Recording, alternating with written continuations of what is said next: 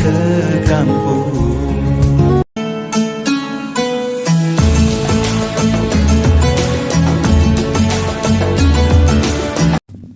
Assalamualaikum.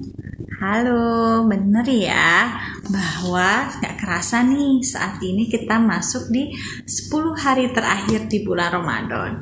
Mungkin sudah banyak ya teman-teman kita di luar sana yang sedang bersiap-siap untuk melakukan mudik lebaran ke kampung halaman masing-masing, termasuk para pasien penderita gagal ginjal yang memang harus menjalani cuci darah atau hemodialisis tetap dapat melakukan mudik ya ke luar kota sekalipun.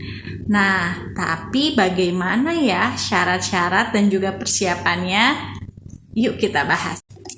Pada dasarnya, penderita penyakit ginjal kronik yang menjalani cuci darah sekalipun tetap dapat berpergian ke luar kota atau traveling. Baik itu saat ini mungkin untuk mudik lebaran ke kampung halaman ataupun acara keluarga lainnya seperti misalkan ada pernikahan, ingin menengok anak, ingin menengok orang tua, kemudian juga bahkan acara pekerjaan mungkin yang mengharuskan keluar kota ataupun memang ingin berrekreasi ya, refreshing, healing, seperti itu memang diperbolehkan. Walaupun memang ada keterbatasan ya, yaitu mereka tetap harus menjalani cuci darah secara rutin seperti biasanya.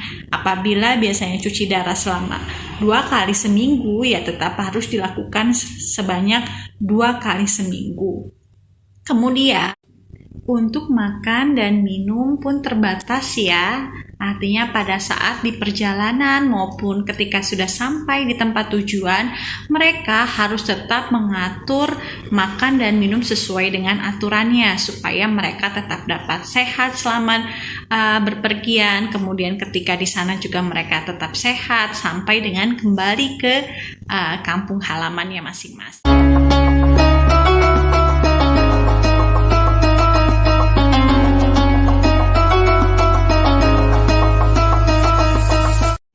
Persyaratannya yang pertama yaitu kondisi pasien harus stabil. Stabil di sini ditentukan dari pemeriksaan dokter. Artinya sebelum melakukan traveling seperti mudik lebaran, maka baiknya adalah melakukan kontrol terlebih dahulu dengan dokter masing-masing ya. Dokter yang biasa rutin biasanya adalah dokter penyakit dalam untuk pasien gagal ginjal. Nah, kontrol terlebih dahulu, tanyakan bagaimana kondisi pasien dan apa yang harus dipersiapkan seperti obat-obatan selama di perjalanan maupun ketika di luar kota tersebut.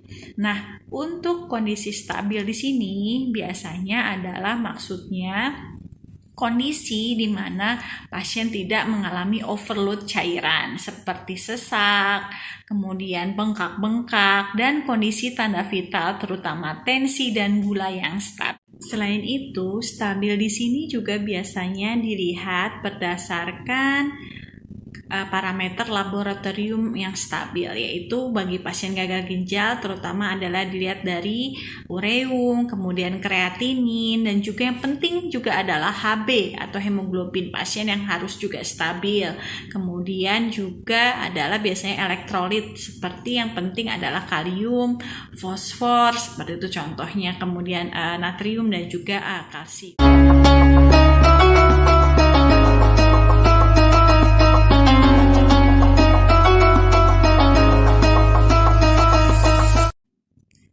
Persiapan atau perencanaan traveling ataupun berpergian keluar kota seperti mudik lebaran dapat kita jabarkan ya. Yang pertama yaitu sebenarnya sebaiknya perencanaan tersebut dilakukan jauh-jauh hari, bahkan biasanya sekitar sebulan atau 4 minggu sebelum keberangkatan. Namun hal itu juga dapat lebih cepat apabila memang kita memiliki rekanan rumah sakit Untuk persyaratan atau persiapan yang kedua adalah kita harus segera menghubungi unit dialisis atau tempat cuci darah di kota yang akan kita tuju, yaitu untuk mencari rumah sakit yang dapat menerima kita atau keluarga kita menjalankan cuci darah selama kita berada di kota tersebut. Apabila kita memang memiliki keluarga di kota tersebut, maka dapat dibantu oleh mereka untuk menghubungi atau mendatangi langsung unit dialisis tersebut. Atau apabila kita bertraveling di mana kita tidak memiliki keluarga sama sekali di kota tersebut, dapat kita cari secara online.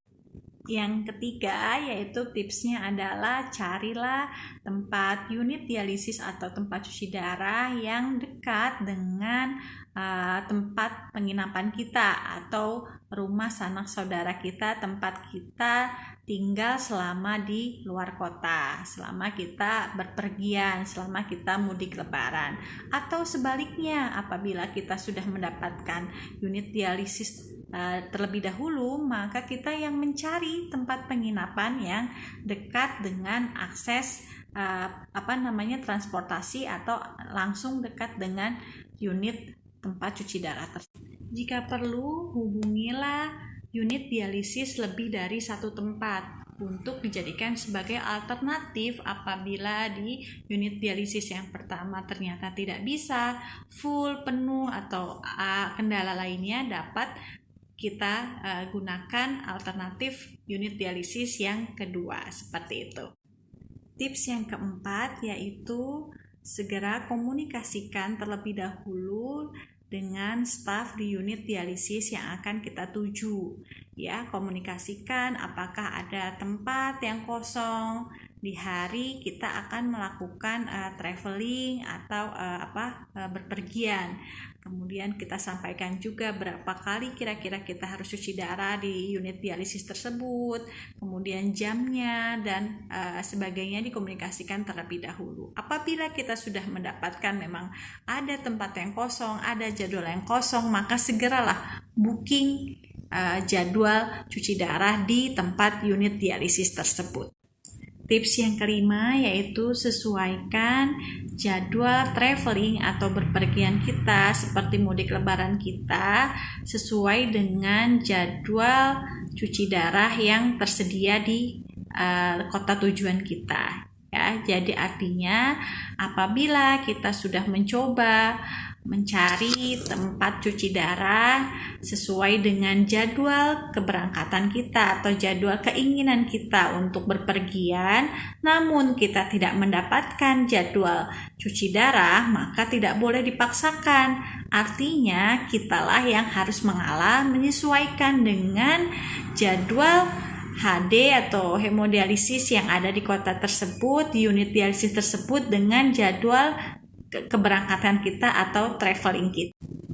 Tips yang keenam adalah jika perlu kita persiapkan juga kursi roda yang kita bawa dari kota asal kita.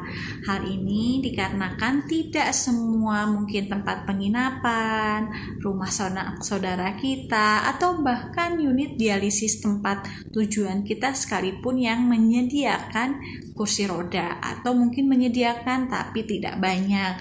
Kita harus siap sedia karena apabila mungkin terjadi sesuatu yang tidak kita inginkan atau di luar kendali kita, pasien harus dibawa segera, kita dapat dengan mudah membawanya menggunakan kursi roda, ya, karena apabila harus digotong dibawa oleh orang lain itu mungkin akan lebih membutuhkan waktu yang lama, lebih sulit, seperti itu.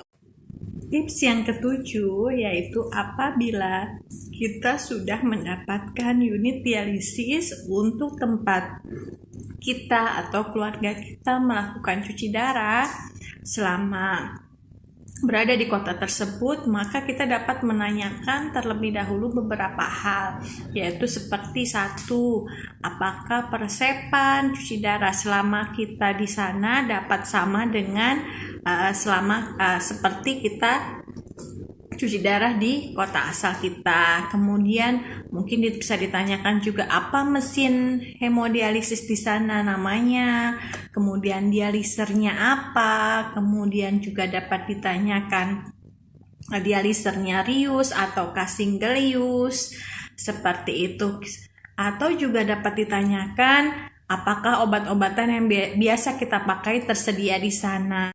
Kita menanyakan hal-hal tersebut supaya kita dapat mengetahui apakah yang biasa kita lakukan di tempat cuci darah kita di kota asal itu dapat dilakukan sama persis dengan yang kita akan lakukan cuci darah di kota tujuan kita.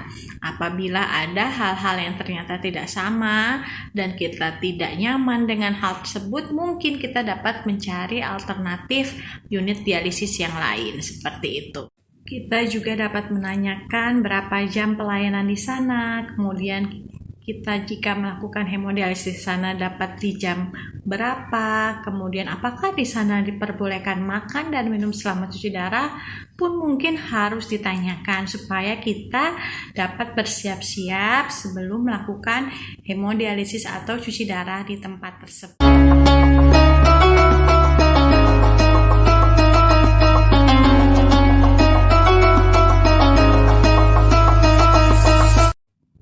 Setelah semua yang kita tanyakan, kita komunikasikan dengan staf unit dialisis di tempat tujuan, kita sudah setuju, kita sudah nyaman, maka kita harus menanyakan apa syarat-syarat atau berkas-berkas yang perlu kita bawa pada saat akan melakukan cuci darah di tempat tersebut. Kemudian kita segera menghubungi bagian atau staf di unit dialisis kita biasanya untuk mendapatkan berkas-berkas tersebut. Nah, untuk berkas yang harus dipersiapkan biasanya berbeda-beda ya, tergantung unit dialisis masing-masing. Kemudian juga biasanya yang pasti disesuaikan dengan jaminan pembayaran kita pada saat melakukan cuci darah, yaitu apabila jaminannya BPJS memang akan dilakukan pendaftaran atau pemberitahuan juga secara online, atau berkasnya pun memang khusus dari BPJS.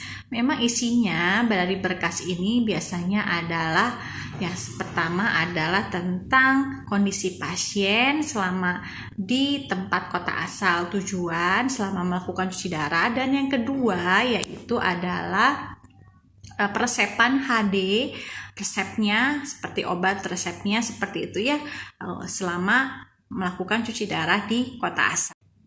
Isi berkas yang diperlukan ketika akan melakukan dialisis atau cuci darah di tempat lain secara detailnya berisi lebih kurang seperti ini. Mungkin bisa kita cek sebelum kita menyerahkan kepada unit dialisis di kota tujuan kita. Artinya kita bisa lihat kelengkapannya. Biasanya berisi yang pertama adalah diagnosa pasien. Diagnosa di sini selain gagal ginjal juga akan ditulis diagnosa lainnya. Kemudian yang kedua adalah tadi peresepan dari cuci darah pasien selama di kota asal. Kemudian juga tentang aksesnya menggunakan apa, biasanya ditusukkan seperti apa, perawatannya seperti apa, itu juga perlu dijabarkan. Kemudian yang keempat adalah berisi tentang hasil laboratorium maupun ronsen ya, ronsen toraks atau ronsen dada. Biasanya ini disesuaikan dengan permintaan dari rumah sakit masing-masing juga atau unit dialisis masing-masing di kota tujuan kita. Namun biasanya yang diperlukan antara lain adalah seperti HB atau hemoglobin yang terakhir, kemudian juga terkait hepatitis marker yaitu HBsAg, anti HCV, dan juga anti HIV ya sebagai syarat ketika biasanya kita awal melakukan cuci darah seperti itu. Kemudian juga biasanya ronsen dada atau ronsen toraks itu jika diperlukan atau jika diminta.